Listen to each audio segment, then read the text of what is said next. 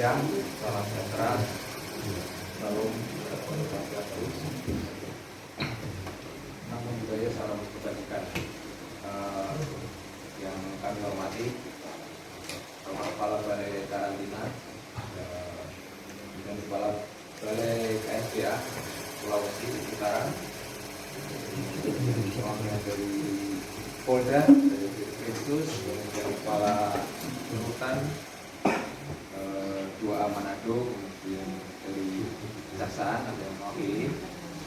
Pada kesempatan ini kami akan menyampaikan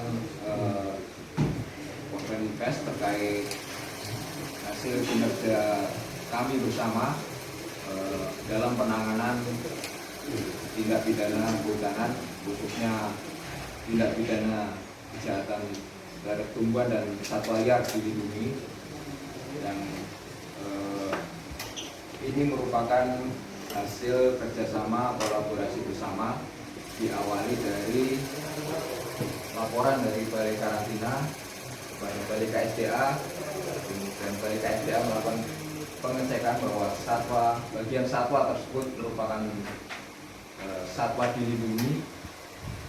Ada rusa timur, kemudian buaya muara dan burung kasturi kepala hitam yang sedang dibawa oleh pelaku atau tersangka dari perjalanannya dari Papua mendarat di pelabuhan Bitung, Samudra Bitung. Kemudian dari Balai KSDA diserahkan ke kami Balai Gakum untuk dilakukan penyidikan. Dan saat ini kasus tersebut telah masuk tahap P21 oleh Kejaksaan, dan direncanakan besok tanggal 27 Februari akan dilakukan tahap 2 penyerahan tersangka dan barang bukti untuk disidangkan.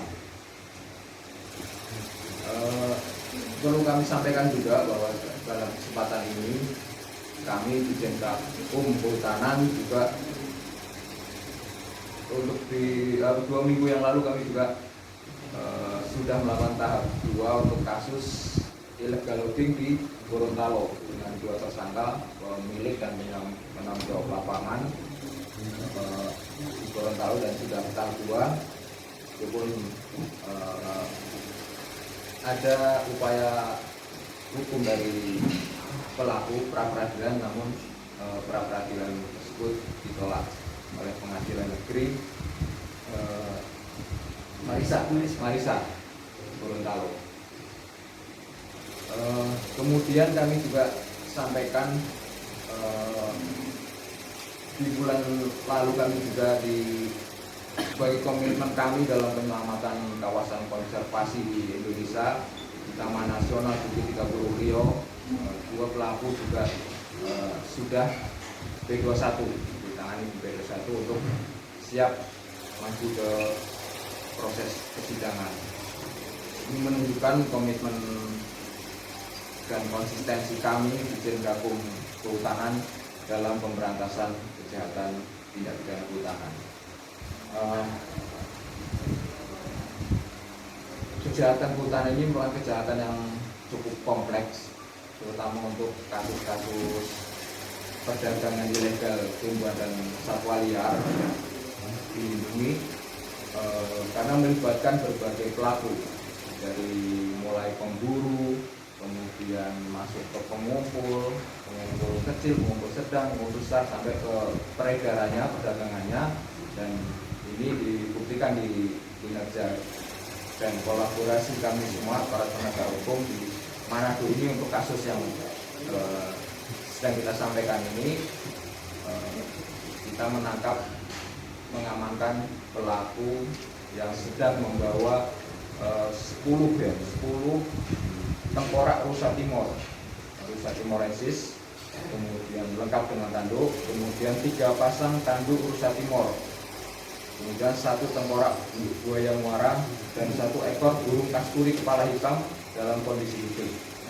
Untuk burung kami titip perawatan di Pusat Penyelamatan Satwa Tasikopi dirawat, dan Untuk barang bukti lain besok akan kami serahkan ke untuk tahap 2 untuk proses persidangan bersama dengan tersangka yang kebetulan ini di belakang kami.